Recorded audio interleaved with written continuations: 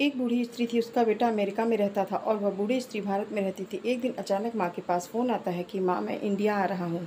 बेटे को भारत से गए 8 साल हो चुके थे और 8 साल बाद वह भारत आ रहा था। उसकी माँ उसकी आने की खुशी में बहुत रो रही थी।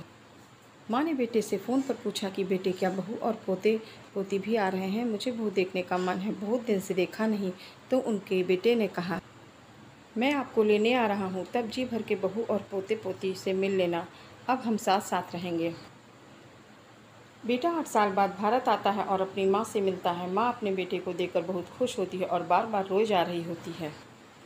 उसका बेटा कहता है कि माँ, रोने की कोई ज़रूरत नहीं, अब हम सभी साथ रहेंगे। बेटा अपनी माँ से कहता है कि माँ, जितना भी कीमती सामान है ले लो और यह मकान बेच दो। तो उसकी माँ पूछती है, मकान मैं क्यों बेच दूँ?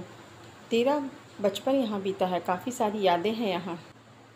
बेटा कहता है कि माँ, अब हम सभी लोग अमेरिका में साथ रहेंगे तो यहाँ कौन रहेगा? माँ, मकान की देखभाल कौन करेगा? इसलिए इस मकान को बेच दो। माँ मान जाती है और मकान बेच देती है। बेटा माँ को लेकर एयरपोर्ट पहुँच जाता है और अपनी माँ से कहता है कि आप यहीं बैठो और मैं अंदर से टिकट ले आऊँ।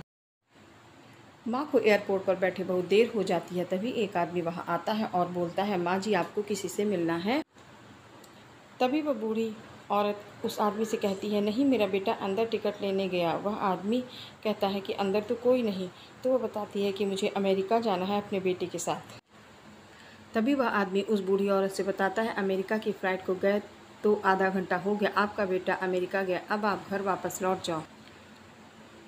वह बूढ़ी स्त्री रोने लगती और सोचती है कि अब मैं कहाँ जाऊँ, लेकिन वह अपने उसी मकान में जाती है जो उसने बेच दिया था। सारा हाल उस मकान मालिक को बताती है।